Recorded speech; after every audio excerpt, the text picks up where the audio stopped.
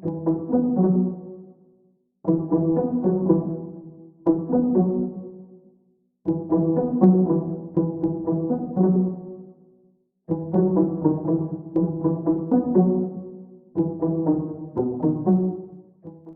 mampalahelo noho niseho tao Antananarivo renivohitra tao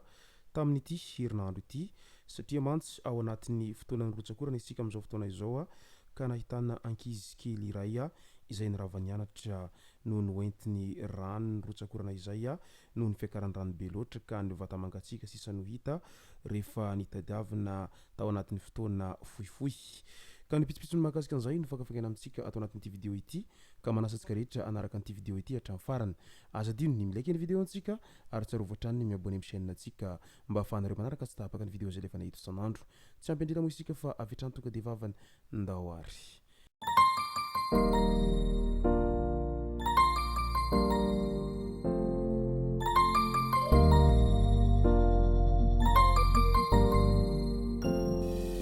Ny tonga tsy miarahaba hono namantesitra ka dia faly miarahaba isika rehetra mpanaraka tsy tapaka an'ity chaîne ity ny tenako amin'ity androandroany ity. Arakin'izay efa natsipiko zay dia ny mahakasika ny vaovao mampalahelo no tena iompanantsika atao anatin'ity vidéo ity. Fa milohan'izay dia ndao fantarantsika ireto tsara ho fantatra manaraka ireto. Ankizy iray nangalatra sy nihinana poara nisy kalo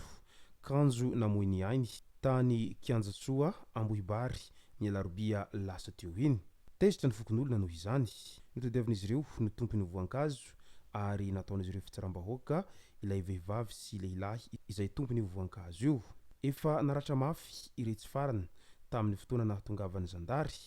tsy maintsy nentina nitsaboana tany Antsirabe izy ireo. Izay niaina tany ambanivohitra mahalala ny atao hoe kalo, izany hoe ody ahantona eny ambony hazo fihinam-boa izy ireo. Misy tavoahangy kely izay ilay izy amin'ny ankapobeny fa tsy voatery. Mazana olona somary lozankanina sy sarotsarotina amin'ny fananany no manao kalo amin'ny voankazo. Na dia hiarovana amin'ny mpangalatra aza izy io dia azo heverina ho ody ratsy ihany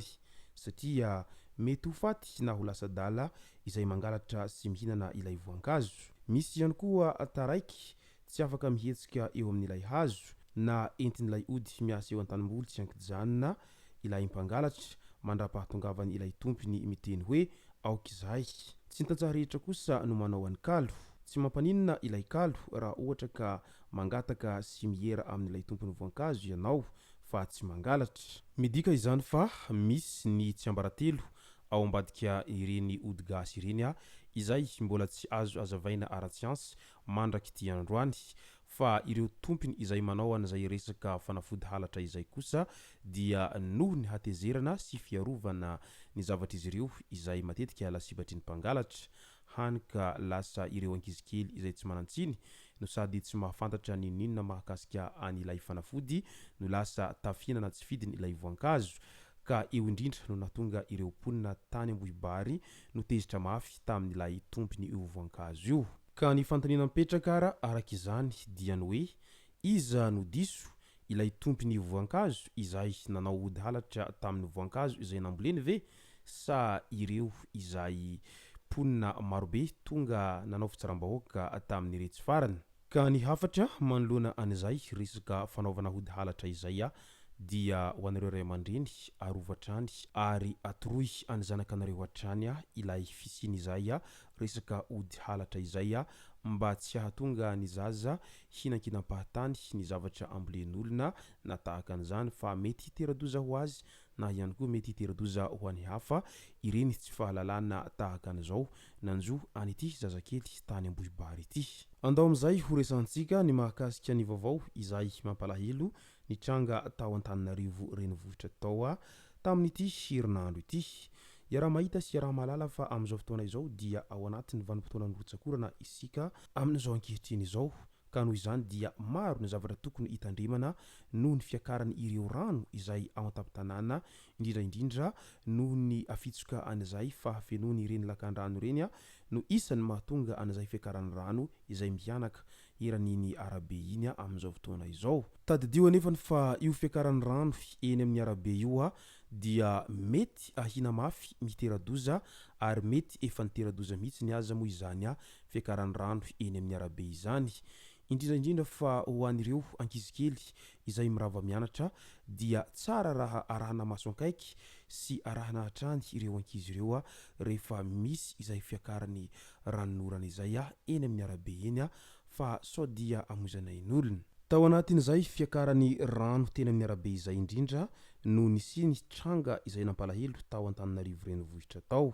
izany hoe rotsakorana nahafatesan'olona ny tena marina kokoa zazavavikely 7 taona ny rava avy nianatra no noentiny riaka tamin'ny Orambe teny amin'ny Fokotany Ampahibato komina Alasora nodimandry izy ary tatatra teny amin'ny sisin-dalana no nahafaty azy ka noho izay dia manentana isika ray aman-dreny sy ny mpanabe mba handray ny andraikiny izay tandrify azy avy mba hisorohana ny loza toy izao fa tena mampalahelo ny zava-misy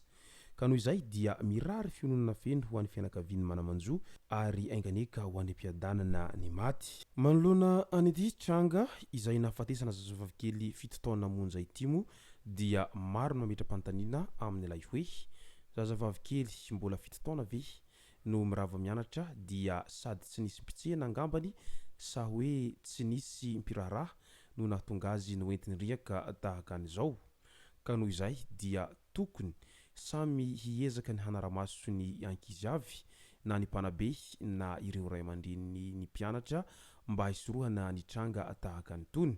raha toaka zazakely mbola 7 taona izany dia tokony ho aterina sy ho alaina izany rehefa mandeha mianatra sy mody avy any am-pianarana ninona ny fahasahiranana sy ny adidy aman'andraikitra dia adidiny ray aman-dreny no manaramaso ny zanany amin'izay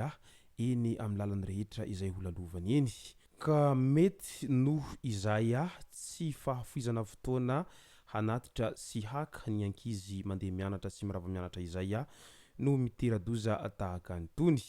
nefa tadidio fa aleo misoroka toy izay mitsabo raha toaka mba nisy na fotoana nanatitra sy naka an'ity zazavavikely ity dia mety mbola velonaina soamantsara izy amin'izao sika miteny izao fa mety noho izay hoe tsy manana fotoana lava izay angambany no nahatonga an'ity ankizy kely izay tena mbola tokony hiaina ao anatin'ny fotoana lava sy taona maro ity no nodimandry tampoka tahaka anytony noho n'izay hamafy ny rotsakorana sy ny fiakarany ranondriaka izay teny amin'izay faritry ny Alasora sy ny manodidina teny izay ka izay no masaka azo naroso tao anatin'ity video ity tomboko lasy tomboko vavy misaorantsika rehetra nanaraka an'ity video ity hatramin'ny farany azadino ny milaiky ny video antsika ary tsarovatrano ny miabony amin'ny chaîne antsika mba ahafahanareo manaraka tsy tapaka ny video zay lefa nahito isan'andro tomboko lasy tomboko vavy mangasitraka dia mirary soa